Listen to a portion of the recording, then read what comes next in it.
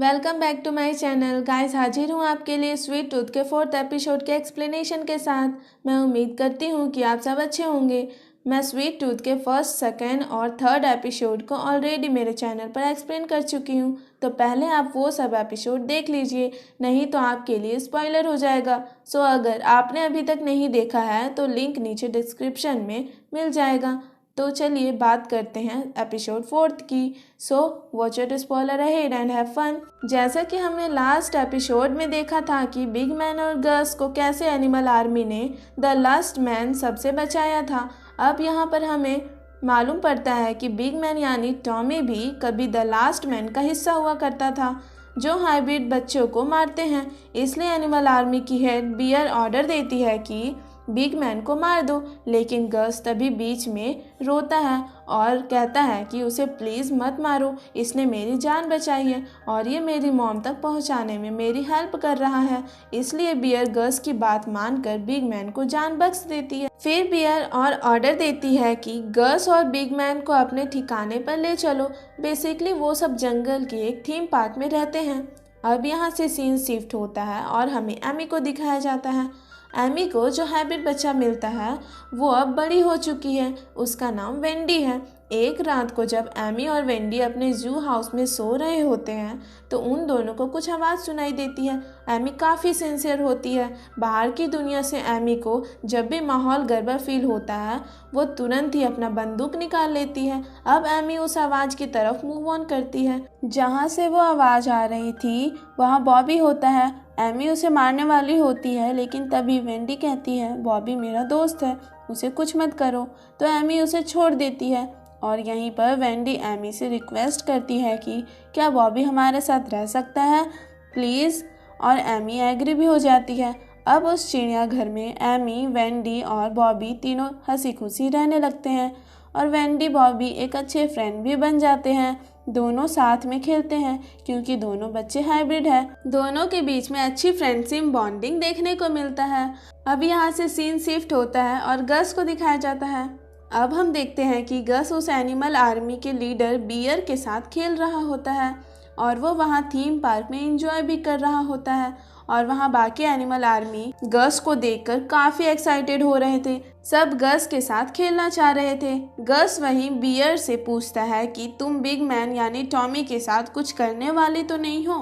Beer कहती है नहीं, लेकिन बियर यहाँ पर गस से झूठ बोलती है। बियर के सभी टीम मेंबर बिग मैन को बांध कर रखे हुए थे। गस वहाँ थीम पार्क में बहुत सारी चीज़ों को देखकर काफ़ी खुश होता है। गस वहाँ वीडियो गेम सबको देखकर काफ़ी एक्साइटेड हो रहा था क्योंकि इससे पहले गस ने ये सब कभी नहीं देखा था और यहीं पर बियर और गस की एक फ्रेंडशिप बॉन्डिंग बन जाती है जो देखने में काफ़ी अच्छा लगता है। फिर थोड़ी देर बाद गस बियर को अपनी मॉम का फ़ोटो दिखाता है और बोलता है कि ये मेरी मॉम है और मैं अपनी मॉम को ढूंढ रहा हूँ, लेकिन बियर बोलती है सॉरी मैं तुम्हारी मॉम को नहीं जानती।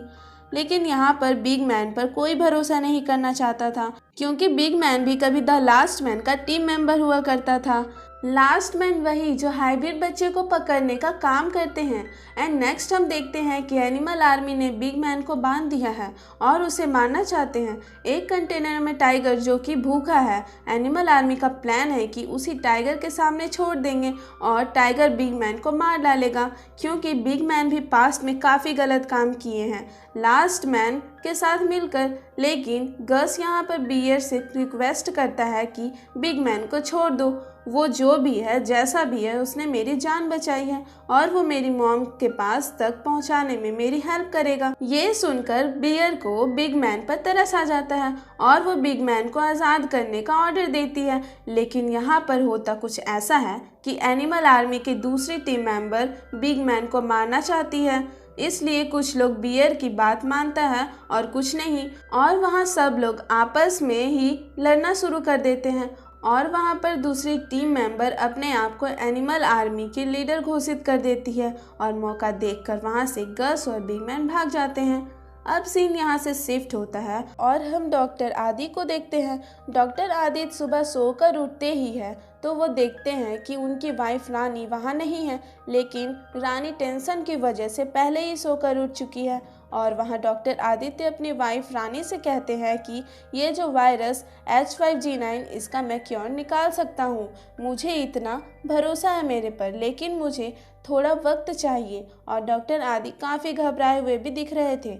अब यहीं पर डॉक्टर आदित्य की नेबर नैन्सी, जो डग की पार्टी में भी थी, वो डॉक्टर आदि के घर आई है और रानी को ढूंढ रही थी। डॉक्टर आदि उसे अपनी बातों में फंसा कर रखे हुए थे। बेसिकली नैन्सी को मालूम पड़ चुका था कि रानी वायरस से इन्फेक्टेड है। अब यहाँ पर होता कुछ ऐसा है, नैन्सी सबको बोलने जा ही रही थी कि रानी वायरस से इन्फेक्टेड है। बाहर निकलते ही डॉक्टर आदि का घोड़ा एक नैन्सी को किक करता है। नैन्सी की वहीं पर डेथ हो जाती है। ये देखकर रानी और डॉक्टर आदि काफ़ी घबरा जाते हैं, क्योंकि ये मौत उन दोनों की वजह से नहीं हुए हैं। अब डॉक्टर आदि क्या करे, उसे कुछ भी समझ नहीं आ रहा था।